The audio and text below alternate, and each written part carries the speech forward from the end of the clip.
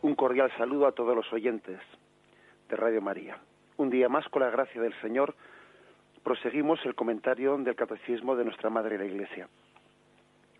Estamos explicando las diversas formas de la vida consagrada y en concreto hoy vamos a explicar los puntos 928 al 930, los institutos seculares y las sociedades de vida apostólica. Son 3 puntos, pues, que continúan dentro de lo que el Catecismo ha descrito como la gran riqueza de la Iglesia. Se goza por la gran riqueza que existe, que vamos descubriendo, ¿no? Según vamos conociendo, pues la Iglesia desde sus entrañas, vemos que Dios la ha adornado la Iglesia de muchísimas formas y variedad de carismas. De carismas que especialmente en la vida consagrada también después se multiplican con matices propios de ese Espíritu Santo que es capaz de hacer descubrir la riqueza de Dios, como el arco iris, que hace que la luz del sol se difumine en un montón de colores, que entre ellos son complementarios, ¿no? Y uno dice, parece mentira que todos esos colores estuviesen implícitos en el rayo de sol que venía, ¿no? Pues sí, ese rayo de sol descubre que dentro de él guardaba todos esos matices de colores. Algo así pasa con los distintos carismas, ¿no? de la vida consagrada. Bueno, de todo tipo de carismas en la Iglesia, pero especialmente ahora hablamos de la vida consagrada. Juan Pablo II, pues en ese famoso documento Vita Consecrata decía: damos gracias a Dios por las órdenes e institutos religiosos dedicados a la contemplación o a las obras de apostolado, por las sociedades de vida apostólica, por los institutos seculares, por otros grupos de consagrados, pero también por todos aquellos que en el secreto de su corazón se entregan a Dios con especial consagración. O sea, es decir, era consciente Juan Pablo II, ¿no?, cuando escribió este documento, pues, sobre la vida consagrada, era consciente de que la Iglesia misma se encuentra hasta con dificultades de recoger todos los matices, ¿no?, de esa riqueza de la vida consagrada. Fijaros que dice: e incluso por los que en el secreto de su corazón se entregan a Dios con una especial consagración. Es decir, una vez más hay que decir lo siguiente, que la vida consagrada, que las distintas formas de vida consagrada, esa vida que el Espíritu Santo está suscitando, va por delante de incluso la capacidad que tenemos de conocerla, de regularla. La Iglesia no es el reconocimiento jurídico de la Iglesia el que crea la vida consagrada, no. La vida consagrada va por delante y la Iglesia pues va por detrás, pues estudiando, discerniendo las distintas formas de vida consagrada, reconociéndolas jurídicamente, tutelándolas legalmente, pues para que también sean preservadas de posibles peligros, etcétera, etcétera. Es hermoso ver cómo el Espíritu va por delante, ¿no? Pero sin embargo también es un signo del buen Espíritu, pues también disponerse al discernimiento de la Iglesia, y a ese reconocimiento jurídico de la Iglesia. El Espíritu va por delante, pero sin embargo es cierto que también que cuando es el Espíritu verdaderamente humilde, se conjuga perfectamente pues con el reconocimiento jurídico de la Iglesia, con la autoridad de la Iglesia que está llamada a discernir. Bien, este es por lo tanto el punto de partida. Más todavía, en Vita Consecrata hay, después de haber hablado de los institutos seculares, de las sociedades de vida apostólica, todavía se añade un punto más que tiene como título Nuevas formas de vida consagrada. Precisamente es tal esta riqueza que el Papa mismo se vio con la necesidad de añadir un apartado que dijese Nuevas formas de vida consagrada. Y allí decía: la perenne juventud de la Iglesia continúa manifestándose también hoy, en los últimos decenios, después del Concilio Vaticano II, porque han surgido nuevas y renovadas formas de vida consagrada. En muchos casos se trata de institutos semejantes a los ya existentes, pero nacidos de nuevos impulsos espirituales y apostólicos. Su vitalidad debe de ser discernida por la autoridad de la Iglesia, a la que corresponde realizar los necesarios exámenes tanto para probar la autenticidad de la finalidad que los ha inspirado como para evitar la excesiva multiplicación de instituciones análogas entre sí, con el consiguiente riesgo de una nociva fragmentación en grupos demasiados pequeños. En otros casos se trata de experiencias originales que están buscando una identidad propia en la Iglesia y esperan ser reconocidas oficialmente por la sede apostólica. Estas nuevas formas de vida consagrada, que se añaden a las antiguas, manifiestan el atractivo constante que la entrega total al Señor pues, ha suscitado. Además, el espíritu en la novedad no se contradice. Prueba de esto es el hecho de que las nuevas formas de vida consagrada no han suplantado a las precedentes. En tal multiforme variedad se ha podido conservar la unidad de fondo gracias a la misma llamada a seguir en la búsqueda de la caridad perfecta a Jesús, virgen, pobre y obediente. Esta llamada, tal y como se encuentra en todas las formas ya existentes, se pide del mismo modo en aquellas que se promueven como nuevas. Es decir, ves que el Papa habla de que la misma Iglesia se ve a veces sorprendida por la multitud de carismas que van surgiendo. Desde luego, algunas personas cuando tienen esa visión de la Iglesia, ¿no?, hablan desde fuera, como que la Iglesia es una institución jerárquica en la que no hay ninguna iniciativa, ¿no?, sino ha surgido del Papa, ¿no?, y como si esto fuese una especie de ejército en el que pretendemos, ¿no?, que el Espíritu Santo únicamente hable por la boca de la jerarquía, y que no se mueve nada sin que la jerarquía haya sido la que lo haya suscitado, la que lo haya permitido. El que dice eso, desde luego, no entiende lo que es la Iglesia. Porque la Iglesia está surgiendo continuamente, están surgiendo montones de realidades, de personas que se sienten inspiradas por el Espíritu Santo, pues para formar nuevos carismas, nuevas formas de presencia. Y son inspiraciones que el Espíritu Santo está dando directamente a esas personas. O sea, no es la jerarquía de la Iglesia la que está programando las cosas, sino que el Espíritu Santo aquí y allá está haciendo surgir pues nuevos carismas, ¿no? A la Iglesia se le da pues el quehacer de discernir, de tutelar, de ver si es conforme al buen espíritu, etcétera, pero digamos que es claro que quien se piensa que en la Iglesia todas las iniciativas vienen programadas por la jerarquía es que no entiende nada, es que no conoce de dentro la Iglesia. También existen peligros, como estos párrafos que hemos leído dicen, ¿no? Pues peligros de excesiva fragmentación, porque también esto hay que decir que también ese peligro puede existir, una excesiva fragmentación. Y también por eso pues un quehacer de la Iglesia a la hora de discernir pues igual será llamar la atención sobre esa excesiva fragmentación, poner en conocimiento de algunas personas que han tenido un carisma de que existe junto a ellas otras pues con un carisma prácticamente idéntico y sugerirles si no sería más prudente pues una fusión entre, pues imaginémonos, ¿no?, pues dos institutos que tienen un carisma prácticamente idéntico, etcétera. El peligro de la excesiva fragmentación también existe y el Papa aquí, como habéis visto, pues lo recoge, lo recoge.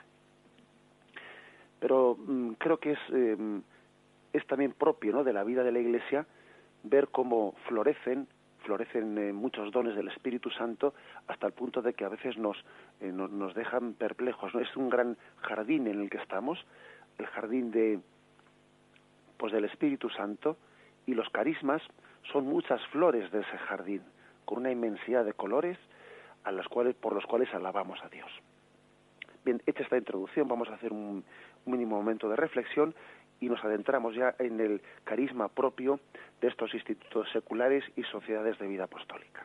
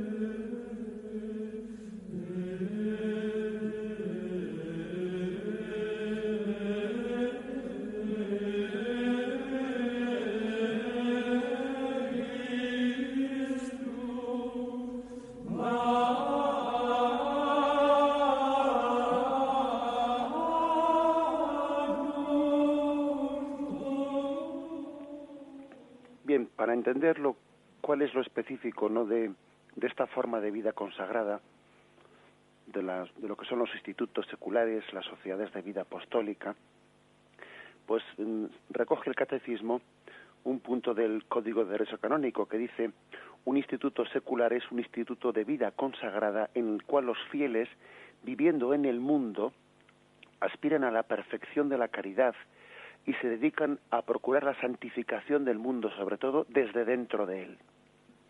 O sea, viviendo en el mundo y desde dentro de él. Por medio de una vida perfectamente y enteramente consagrada, los miembros de estos institutos participan en la tarea de evangelización de la Iglesia en el mundo y desde el mundo, donde su presencia obra a la manera de un fermento. Su testimonio de vida cristiana mira a ordenar según Dios las realidades temporales y a penetrar el mundo con la fuerza del Evangelio. Mediante vínculos sagrados asumen los consejos evangélicos y observan entre sí la comunión y la fraternidad propias de su modo de vida secular. Bien, quizás una distinción importante que deberíamos hacer cuando se habla aquí de institutos seculares o un modo de vida secular, quizás a veces las palabras nos pueden hacer un lío porque a veces hablamos de secularización. Y claro, pues todos vosotros habéis oído hablar a la Iglesia del peligro de la secularización, pues como uno de los peligros que nos acechan, ¿no? Secularización, pues es una tentación pues que existe en todos nosotros, en el mundo actual, incluso dentro de la propia Iglesia. Secularización es un pretender apartar las cosas, o sea, desligarnos del origen sagrado, ¿no?, de la vocación que todos tenemos. Secularización es pues coger las formas del mundo olvidándonos de lo específico, ¿no?, de Jesucristo.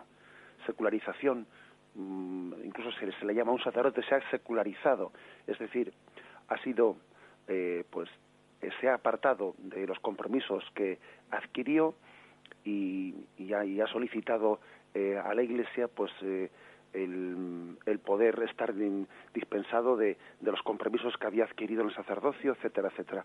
La palabra secularización tiene ese componente, pero hay que distinguir esa palabra de la vida secular. Cuando hablamos de secularidad,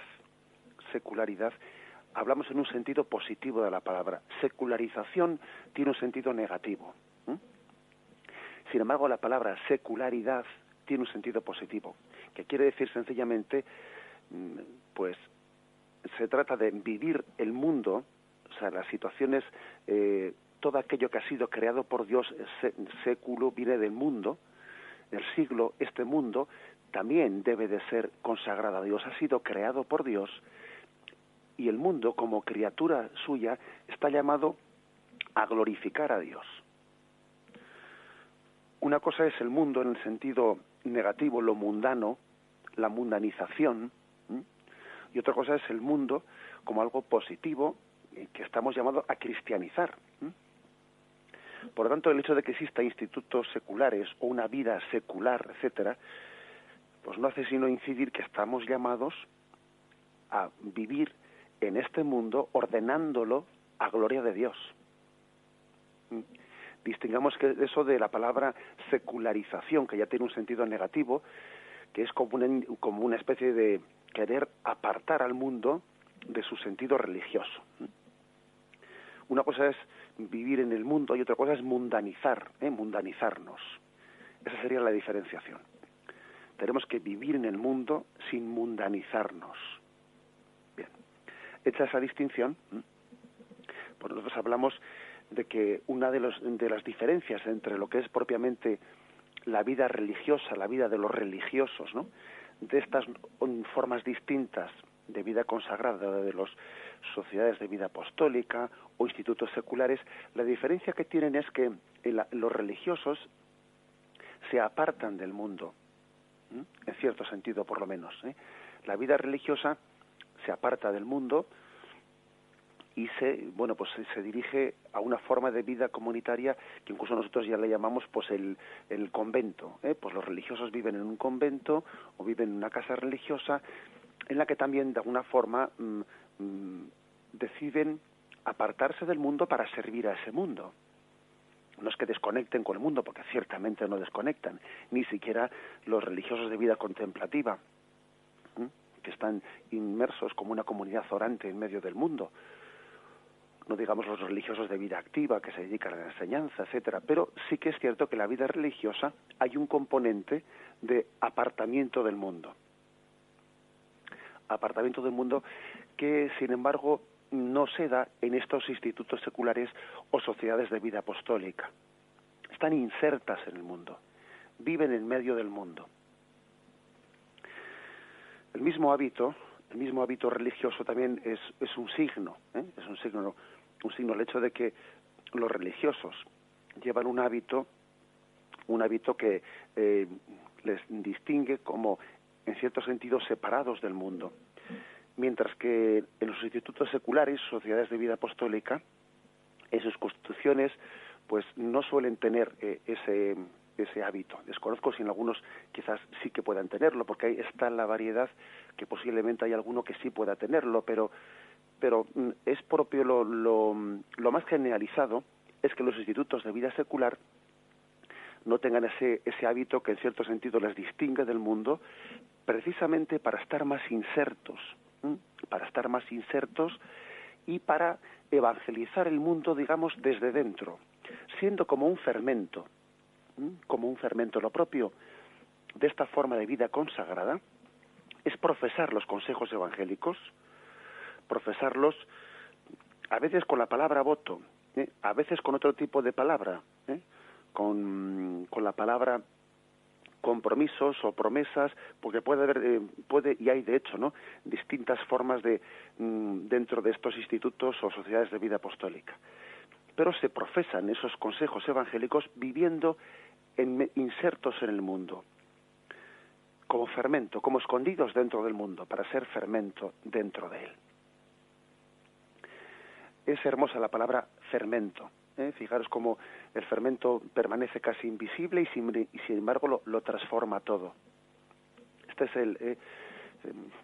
el ideal de ese tipo de vida consagrada. Insertos en el mundo, en una profesión concreta. Uno puede estar trabajando pues desde una obra que sea estrictamente pues apostólica, pero también incluso puede estar trabajando pues en una labor que puede pasar bastante desapercibida, pero está fermentando desde los valores cristianos con los que vive y realiza esa profesión. Esa persona se ha consagrado con los 3 votos o los tres consejos de seguimiento a Jesucristo y está fermentando la realidad que le rodea. Me recuerda esta forma de vida, de ser fermento en medio de la sociedad. Me recuerda aquel pasaje que hemos escuchado muchas veces, ¿no?, de aquella estrategia del caballo de Troya, donde Odiseo pues tuvo aquella estrategia de introducir aquel gran caballo de madera dentro de las murallas de aquella ciudad que parecía inexpugnable, y dentro de aquel caballo llevaba pues una serie de soldados que al entrar dentro de la ciudad, dentro de las murallas de la ciudad, pudieron conquistarla. Ahora es un ejemplo, ¿no? Es un ejemplo que se me ocurre, pero que sí que quiere significar que precisamente se trata de vivir en el mundo, insertos en el mundo, para ser fermento desde él, y transformarlo desde dentro. Está claro que los religiosos, pues por su forma de vida, pues no pueden hacerse presentes, porque tienen también, ¿no?, una necesidad de apartarse del mundo, pues en muchos aspectos de la vida cotidiana, en muchos trabajos, en muchos lugares. Sin embargo, los institutos seculares y ese tipo de vocaciones están llamados a hacerse presente en esos lugares. Transformar desde dentro, siendo fermento. En el fondo seguimos ese misterio del Verbo hecho carne. ¿Acaso no hizo algo parecido en el designio de la Santísima Trinidad, lo que fue la encarnación, en la que en Jesucristo se introdujo en nosotros el Verbo hecho carne? ¿Acaso pues alguien que quiere llevar este modo de vida secular llevando a él pues esos consejos evangélicos, no está imitando el modelo de la encarnación en el que el Verbo se encarna tomando carne humana, y la plenitud de la divinidad no vino a nosotros hecha carne humana, perfectamente, podríamos decir, semejante a nosotros en todo, pero interiormente distinta y con la capacidad de fermentar el mundo. Jesucristo precisamente nos dio, en este modelo de la encarnación, dio el mejor ejemplo de lo que es este tipo de vocaciones de vida consagrada en el siglo, vida consagrada con esta forma secular. Jesús, al hacerse carne, él mostró la divinidad oculta en la humanidad, en la carne humana, y fermentó la carne humana, fermentó la naturaleza humana, la transformó viniendo al mundo y desde dentro nos transformó. He aquí también cuál es el origen, el hecho teológico, ¿no?, de esta forma de vida secular, ¿no?, de consagración secular, que tenemos que distinguir muy mucho, porque algunos igual podrían ver, algunas personas, pues miembros de institutos seculares, y podrían pensar, pero ¿cómo están estas personas viviendo así, viviendo en un piso,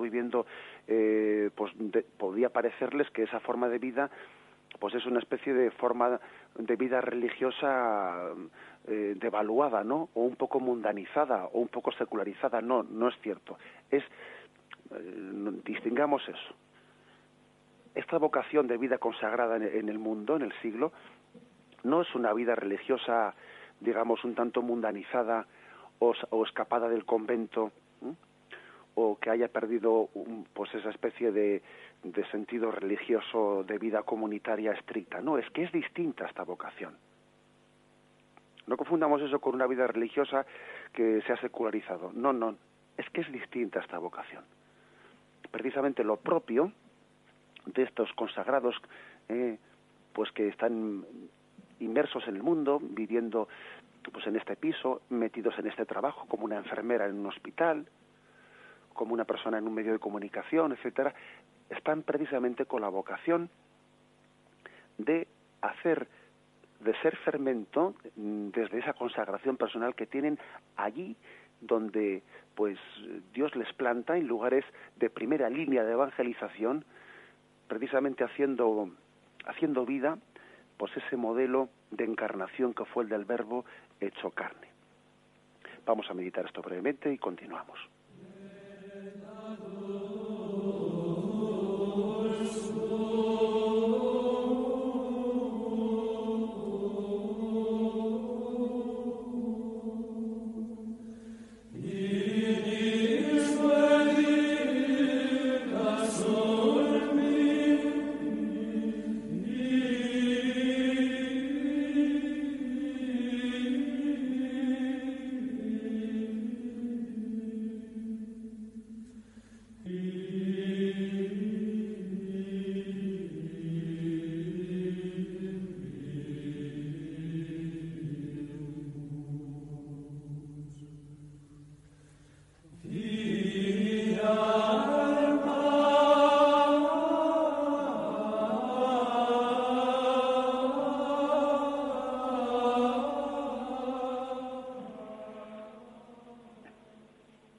Se distinguen las sociedades de vida apostólica, dentro de estas nuevas formas de consagración, se distinguen de los institutos seculares, ¿no?, tal y como dice Juan Pablo II en ese documento Vita Consecrata, de la siguiente forma lo dice: merecen especial mención, además, las sociedades de vida apostólica o de vida común, masculinas y femeninas, las cuales buscan con un estilo propio un específico fin apostólico o misionero,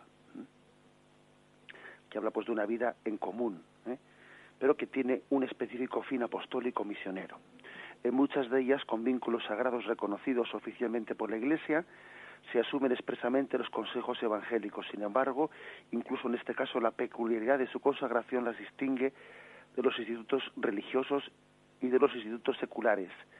Se deben salvaguardar y promover la peculiaridad de esta forma de vida que en el curso de los últimos siglos ha producido tantos frutos de santidad y apostolado, especialmente en el campo de la caridad y en la difusión misionera del Evangelio. Son un tipo de sociedades que tienen un especial aspecto incisivo, apostólico o misionero.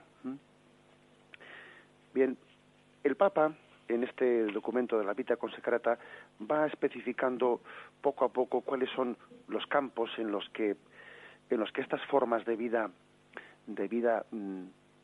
seglar consagrada, que así se les llama, ¿no? Seglares consagrados, distinguiéndolos de los religiosos, que como tienen, digamos, un apartamiento del mundo, no se les llama ya seglares, ¿no? Pero estamos hablando de formas de consagración de los seglares consagrados. Bien, pues ese estar en el mundo, sin ser del mundo, ese vivir en el mundo sin mundanizarse, eso de secularidad, pero no secularización que hemos dicho antes, ¿no? Vivir en el mundo, asumir la secularidad, pero sin mundanizarse, es decir, sin secularizarse. Puede parecer un juego de palabras, ¿no? Pero sin embargo es importante distinguir, este vivir en el mundo sin mundanizarse, vivir en la secularidad sin secularizarse. Bien, este tipo de formas de vida consagrada que aspiran a esto, pues son especialmente propicias para que se les encomiende a algún tipo de tareas, ¿no?, muy especiales. Y vamos a referirnos a ellas, ¿no? Cuáles son las tareas que especialmente la Iglesia encomienda a estas formas de hacer presente en el mundo la vida consagrada. Por ejemplo, en el punto 78 de Vita Consecrata dice: la misión a gentes. La misión a gentes ofrece especiales y extraordinarias oportunidades a las mujeres consagradas o a los hombres consagrados, a los miembros de institutos seculares para una acción apostólica particularmente incisiva. Estos últimos, se refiere a los institutos seculares, además con su presencia en los diversos ámbitos típicos de la vida laical, pueden desarrollar una preciosa labor de evangelización de los ambientes, de las estructuras y de las mismas leyes que regulan la convivencia.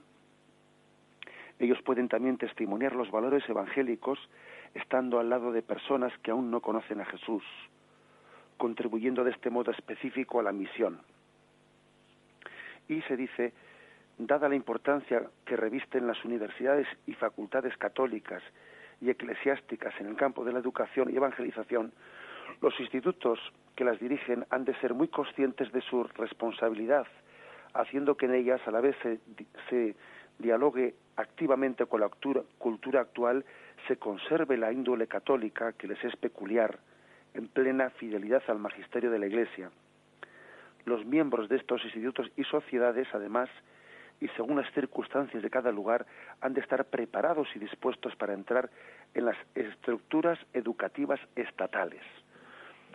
Es decir, aquí se nos propone un campo muy concreto, que es el de la enseñanza. Algunos institutos o sociedades tienen sus propias obras de enseñanza, sus propios colegios, o sus propias universidades. Bien, de acuerdo. En ese caso, pues como dice aquí, se trata de evangelizar en plena fidelidad al Evangelio, al magisterio, de entender que el campo de la educación y de la evangelización es un campo de primera línea, ¿no? De primera línea para hacer presente a Cristo en el mundo, para impregnar la educación, para impregnar todo el saber, no únicamente la clase de religión, ojo, porque alguno se podía pensar que estos institutos, ¿no?, pues que se dedican a la enseñanza, lo hacen por dar clase de religión, pero no es así. Por supuesto que la clase de religión será importantísima, pero es que se trata de impregnar en toda la asignatura, todo el saber humano de esos valores cristianos. La misma historia, pues anda que, por ejemplo, cuando se imparte la asignatura de la historia, pues no hay una capacidad es importantísima y depende de cómo sea pues enseñada la asignatura de historia, pues alguien puede estar haciendo una lectura que le aparte del Señor o que le acerque al Señor. Quien dice la historia, fijaros en la filosofía, fijaros en todas las asignaturas que tengan ese componente humano, para hasta la misma forma de dar las ciencias también, por muy técnicas que parezcan, ¿no? O sea, la enseñanza no se trata pues de decir, bueno, vamos a hacer un colegio para poder dar en él la clase de religión. No, si no es eso. Se trata de empapar, ¿no?, todas las áreas del saber humano, pues de un espíritu, de una sabiduría cristiana, de empapar el mundo de la sabiduría cristiana. Pero como habéis visto, no se trata de hacerlo únicamente en instituciones católicas, sino que incluso dice que es propio de estas vocaciones el estar dispuestos a entrar en la estructura educativa estatal. Pues un consagrado, ¿no?, un seglar consagrado puede estar perfectamente llamado por el Señor, pues a ganar una posición, a entrar, ¿no?, en una plaza de la enseñanza pública, y desde allí dentro cristianizar esa enseñanza. Él no tendrá, pues hombre, lógicamente él no tendrá la libertad, pues de, como se tiene en un centro católico, de hacer muchas iniciativas, o de incluso igual no se le permite, imaginémonos, ¿no?, igual en un sitio no se le permite rezar al comienzo de la clase, pero él sí podrá impregnar de valores, de estilo cristiano esa enseñanza.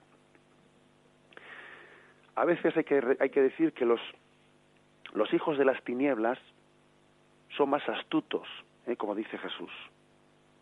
Y hay que ver cómo los hijos de las tinieblas se han hecho presentes, ¿no?, en la enseñanza, y muchas veces apartando, ¿no?, haciendo de la enseñanza, de muchas asignaturas, pues haciendo casi un instrumento para apartar a los jóvenes del camino de Dios. Y como el mismo marxismo y otras formas de ideología, ¿no?, incluso se organizaron, ¿no?, para copar puestos, en la enseñanza, en la dirección de la enseñanza, ¿no?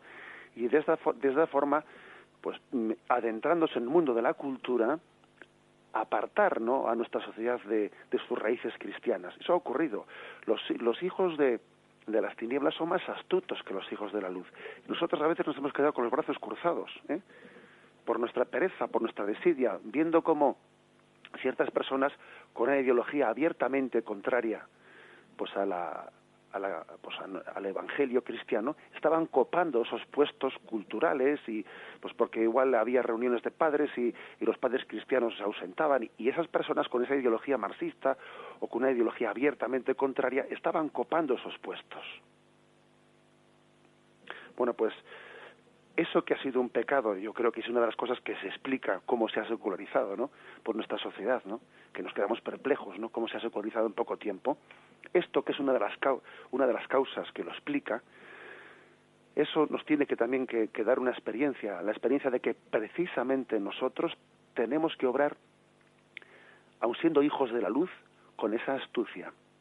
El Señor nos dijo, ¿no?, sed sencillos como palomas y también sed sagaces como serpientes. La vida, esta forma de vida consagrada, de los seglares consagrados, nos tiene que también a la Iglesia dar la posibilidad de hacernos presentes y de fermentar la sociedad, fermentarla desde dentro. No obraremos con métodos malos jamás, nunca pasaremos a la manipulación, pero sí haciendo presente el Espíritu de Cristo con el testimonio personal de vida. Con el testimonio personal de vida. Creo que también a veces tenemos que aprender de cómo los hijos de las tinieblas han actuado, con qué entrega, con qué perseverancia, ¿no?, hasta que han arrancado las raíces cristianas de muchos lugares. Bueno, pues el Espíritu Santo ha suscitado, ¿no?, estas vocaciones de insertarnos en medio de las estructuras de la sociedad para evangelizarlas desde dentro. Por eso no dice el punto 98 de documento de Vita Consacrata, la importancia de evangelizar la cultura. Y fijaros lo que dice. Los institutos de vida consagrada han tenido siempre un gran influjo en la formación y en la transmisión de la cultura. Así ocurrió en la Edad Media, cuando los monasterios eran el lugar en el que se conservaba la riqueza cultural del pasado y en los que se construía una nueva cultura humanista y cristiana. Esto se ha verificado también siempre que la luz del Evangelio ha llegado a nuevos pueblos. Son muchas las personas consagradas que han promovido la cultura, investigando y defendiendo frecuentemente las culturas autóctonas. La Iglesia es hoy muy consciente de la necesidad de contribuir a la promoción de la cultura y al diálogo entre cultura y fe. Pues esto es otro aspecto muy importante, porque digamos que la fe crea cultura. La fe no es únicamente pues algo interior, interior a nosotros, porque parece que este mundo secularista, ¿no? Este mundo contrario a los caminos del Señor, pues a un cristiano, entre comillas, ¿no?, le perdona la vida, le consiente ser cristiano si vive su fe en una dimensión meramente interiorista. Si tú eres cristiano sin que se te note nada por fuera, bueno, te lo permitimos. Si eres cristiano que en el sentido que cuando vas a la cama por la noche rezas unas Ave Marías y los demás ni notamos que eres cristiano, eso te lo permitimos, ¿no?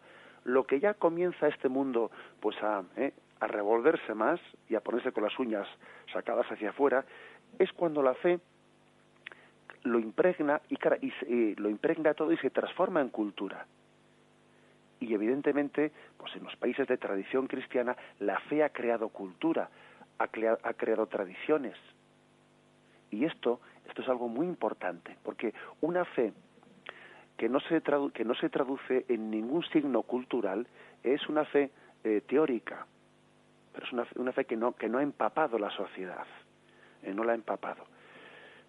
Precisamente las raíces cristianas de nuestra cultura son signo de que la fe empapó el arte, la fe empapó la música, la fe empapó la enseñanza, empapó la historia. Es cierto, es decir, la fe se traduce pues en muchos signos culturales. Y precisamente el Papa insiste a este tipo de vocaciones pues de los seglares consagrados, les insiste en que se inserten en la cultura, en el diálogo entre fe y cultura, impregnando, ¿no?, pues todas las realidades temporales de ese espíritu de Cristo. Que no dejemos la cultura en manos de los enemigos de Cristo, en manos de los hijos de las tinieblas que muchas veces pues llegan a arrancarnos las raíces culturales de un pueblo, a arrancarlas. ¿Y qué árbol puede crecer sin raíces? Es un árbol que está llamado a secarse. Bien, es una de las dimensiones principales. Fijaros también que otra en concreto, otra está expresada un poco más adelante en el punto 99, cuando habla de la importancia de insertarse en los sectores de la comunicación social. Leo brevemente lo que dice el Papa. Todos los esfuerzos en este nuevo e importante campo apostólico han de ser alentados con el fin de que el Evangelio de Cristo se transmita desde los medios modernos. Los diversos institutos han de estar disponibles para cooperar en la realización de proyectos comunes en los sectores de la comunicación social, aportando fuerzas, medios y personas.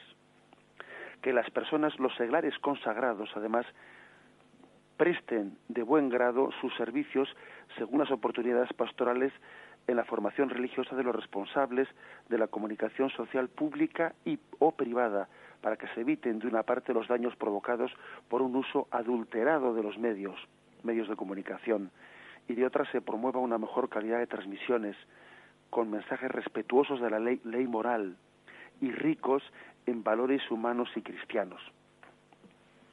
Pues fijaros qué cosa tan hermosa es que existan personas seglares consagrados que dediquen su vida a los medios de comunicación social.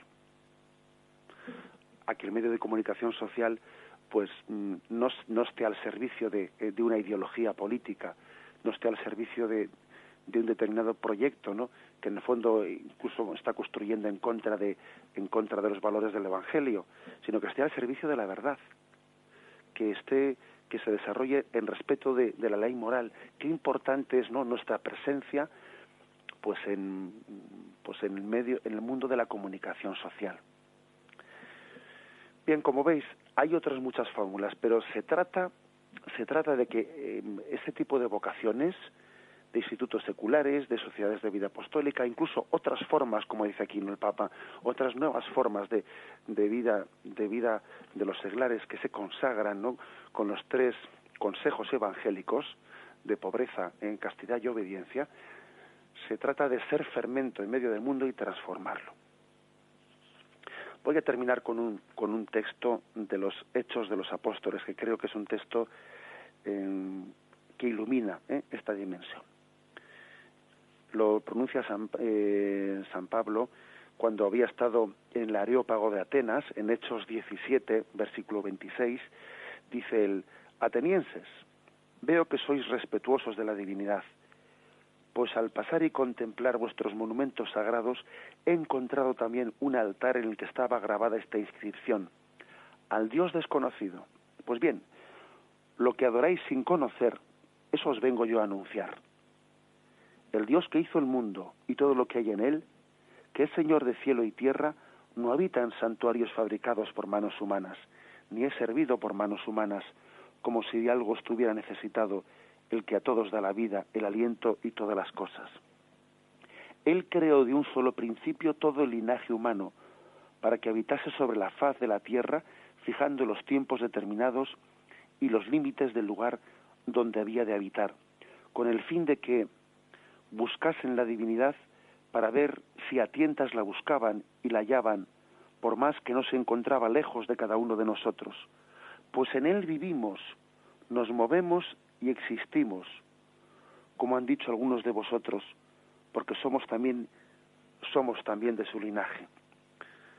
Es decir, fijaros esta predicación de San Pablo, que la cita Juan Pablo II dentro de este punto de Vita Consecrata, esta predicación en la que precisamente en medio de un mundo que no conoce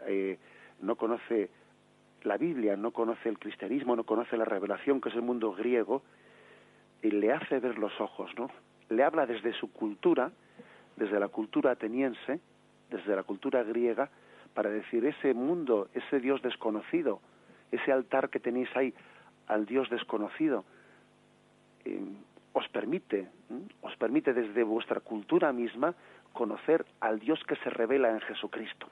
En él vivimos, nos movemos y existimos. Es decir, lo propio, ¿no?, de estas vidas o de estas vocaciones, ¿no?, de vida consagrada en el mundo, en medio del mundo, insertos en el mundo, es hacer descubrir, ¿no?, a este mundo alejado de Dios, hacerle descubrir la presencia oculta de Dios en medio del mundo. Ser fermento en el mundo para revelar, para descubrir esa presencia oculta de Dios. En él vivimos, nos movemos y existimos. Y el Espíritu Santo suscita estas vocaciones para que, insertos en el mundo, seamos fermento para abrir los ojos y descubrir a Cristo presente en todas las realidades temporales. Bien, dejamos aquí esta explicación. Continuaremos, Dios mediante, mañana a partir del punto 931. Damos paso ahora a la llamada de los oyentes.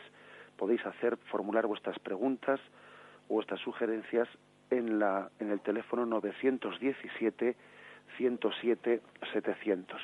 917 107 700.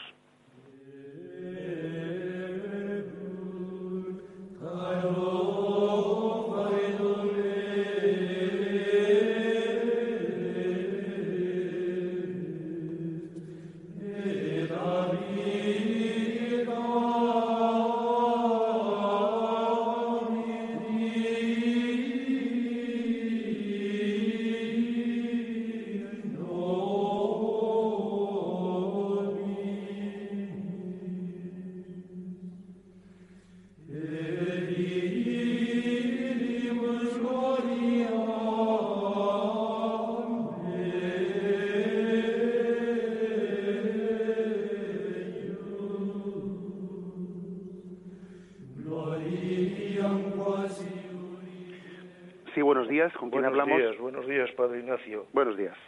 Quería yo, en primer lugar, darle la enhorabuena por el bien que está haciendo, y en segundo lugar, como ayer se celebró la festividad de San José, pues quería decirle que me parece a mí que estaba un poco oculto San José, que como fue tan humilde en la tierra, sigue siendo ahora en el cielo. Y a mi parecer, tiene algunas prerrogativas que no decimos. Por ejemplo, de que San José está en el cielo con su cuerpo también, porque no me cabe en la cabeza que esté separado de la Virgen y de Jesucristo cuando estuvo en la tierra junto con ellos. Y también de que el diablo no tuvo nunca posesión de él. O sea que, aunque no se dice lo mismo que de la Virgen, que fue inmaculada, a mi parecer no tuvo pecado ninguno. No sé si la Iglesia no dice nada, pero me parece a mí que San José tuvo que ser, porque dice el varón justo, dice la Sagrada Escritura. Y me parece a mí que debiéramos de decir algo sobre San José. A ver qué le parece a usted. Bien, alguna cosita le voy a responder por la radio. Bueno, ciertamente la figura de San José pues es una figura que deberíamos de profundizar muchísimo más en ella. Lo que la teología más o menos pues ha llegado un poco a reflexionar sobre él, aunque no sea un tema pues que esté definido, ¿no?, desde el punto de vista del magisterio, es que él estaba preservado en gracia, lo cual no es lo mismo exactamente que ser inmaculado, porque la Inmaculada Concepción es pues haber sido incluso privado del pecado original. No se dice tal cosa de San José, que no tuviese pecado original, pero sí se dice que fuese preservado en gracia, es decir, que fue varón justo, como usted mismo dice, ¿no? Pues él pensamos, ¿no?, y como digo, no es un tema que esté definido por el magisterio, que San José fue preservado en gracia, es decir, en gracia de cometer pecados personales, que aunque él pudiese tener el pecado original, fue preservado en gracia por ser varón justo y totalmente fiel al Señor. Sin embargo, no es correcto hablar de ser asunto al cielo, en cuerpo y alma. Eso no pertenece a la tradición de la Iglesia. Solamente la Virgen es asunta al cielo, en cuerpo y alma. Sin embargo, eso no quita que San José, que aunque pues esté en alma y todavía no en cuerpo, eso no quita que él en el cielo pueda gozar de esa compañía de María. María también acompaña a todas las almas que están en el cielo, aunque estén todavía a expensas de la unión con sus cuerpos en la resurrección final. Pero ciertamente vamos a intentar también a lo largo de esta explicación del catecismo pues profundizar más en esta figura que será de gran riqueza para nosotros, la figura de San José. Adelante, damos paso al siguiente oyente. Sí, Padre Ignacio, sí. Buenos días. Buenos días. Mire, en primer lugar, quiero darle las gracias por el esfuerzo que hace todos los días por enseñarnos nuestra religión. Yo se lo agradezco mucho y la forma que lo hago extensiva es a los que están a mi alrededor, pues hacerle publicidad para que lo escuchen. Y luego quería decirle que he escuchado también la reflexión de hoy y no solamente quiero apostillar que antiguamente, como usted dice, hacían proselitismo las otras religiones, ¿no?, por apartarnos del cristianismo, sino que hoy actualmente también. Y le puedo decir, si puedo dar nombre, ¿no?, que hay una universidad ahora aquí en Madrid que... ¿Puedo dar nombre? Bueno, me parece que todos sabemos ya a la cual se está refiriendo. Bueno, pues si lo sabemos, como usted no lo ha comentado, yo quiero comentarlo públicamente porque tengo un familiar que va ahí y haciendo conversaciones con esta persona, veo a través de lo que ella dice y lo que le cuentan en las clases, que les enseñan el relativismo, el hedonismo, sí, o sea que no directamente, pero indirectamente, desde luego, les están apartando, y parece mentira cómo a personas mayores que no tienen una formación sólida, pues las van conformando a su forma de ser, O sea que hoy también se está haciendo eso, es lo que quería decirle, nada más. Pues usted fíjese qué importante sería en esa universidad en concreto, pues que hubiese cristianos, permítaseme la palabra, que se infiltrasen, ¿no?, en el buen sentido de la palabra, que se infiltrasen y desde ahí dentro, ¿no?, transformasen esa, que es una universidad pública que que todo eso se está realizando con el dinero de todos nosotros. Quiere decir que esa universidad es pública y además con nuestro dinero se está descristianizando, ¿no? Manipulando la cultura, descristianizando a esos alumnos, ¿no? Qué importante es, precisamente, los capellanes, los sacerdotes no han sido aceptados, ¿no? En esa universidad. Bueno, pues qué importante es que los seglares consagrados desde dentro, incluso aunque nadie sepa de su condición, pues porque si posiblemente se presentan como profesores, se presentan en las oposiciones diciendo que son seglares consagrados, seguro que les van a rechazar, ¿no? Seguro que ya es motivo suficiente para que no ganen la oposición, pero incluso ocultando su condición de cristianos consagrados, qué importante sería que se adentrasen, ¿no? En esa universidad y puedan llegar a cristianizarla desde dentro. Adelante, damos paso a una última llamada. Buenos días. Buenos días, sí. Soy Blanca, llamo desde Burgos. Buenos días, Blanca. Mire, siempre me he preguntado, estos colegios de religiosos y religiosas, con tanto prestigio y que por supuesto yo también estoy de acuerdo con ellos y todo esto, pero nacieron, su fundador o su fundadora era con carácter sencillo y se abrieron precisamente en la mayoría de ellos pues para gente humilde, para gente de la calle, para proteger a las chicas, chicos que estaban. Y entonces hoy tienen tanto prestigio y ciertamente cuesta entrar en ellos porque son para personas adineradas. Entonces me ha llamado mucho la atención y no sé por qué ese cambio. Esa es mi pregunta. ¿Por qué se hace ahora así? Bueno, de acuerdo, le intento dar una respuesta, ¿no? Hombre, yo me imagino que también habrá situaciones muy distintas, ¿eh? No creo que todas las situaciones sean iguales, ¿no? Siempre generalizar, pues es un poco complicado. Pero yo también me atrevería a dar una causa, es decir, una causa. Desgraciadamente, pues existe en España y en otros muchos lugares un sistema en el que cuando la enseñanza religiosa quiere ser absolutamente libre y no tener ningún tipo de influencia por parte de un gobierno o de un Estado que le quiere influenciar y le quiere teledirigir, ¿no? Y le quiere de alguna manera influenciar en los contenidos y las formas que transmiten su educación, pues sí, claro, si quiere ser totalmente libre, entonces tiene que no recibir nada de dinero público, es decir, que los padres sean los que costeen totalmente la educación. Entonces los colegios de iniciativa privada que no están concertados con el gobierno, pues claro, pues resultan muy caros precisamente por esto, ¿eh? Sin embargo, yo creo que somos nosotros los que deberíamos de luchar por hacer entender que por el hecho de que un colegio religioso esté concertado con el gobierno, con el Estado, y reciba parte del coste por parte del dinero público, eso no le debería de quitar en absoluto la libertad al colegio para educar a los alumnos conforme al criterio en el que los padres quieren que sean educados, porque en el fondo no es el Estado nadie, para decir cómo tienen que ser educados unos hijos por el hecho de que yo le haya dado a ese colegio dinero público, porque ese dinero no es del Estado, es de los padres. Por lo tanto, son los padres los que tienen el derecho a decir cómo son educados los hijos y no el Estado. Por desgracia, a veces, pues algunos colegios son muy caros porque la única forma de preservarse, ¿no?, de ese intento de manipulación del Estado de la enseñanza, pues es no recibir dinero público. Pero claro, no recibir dinero público tiene el problema de que encarece mucho la educación. Creo que esta es una de las causas, no digo que sea la única, pero creo que también es una de las causas. Bien, tenemos el tiempo ya completado. Damos gracias al Señor por haber tenido este rato de comentario del catecismo y con su gracia lo seguiremos mañana. Me despido con la bendición de Dios Todopoderoso, Padre, Hijo y Espíritu Santo. Alabado sea Jesucristo.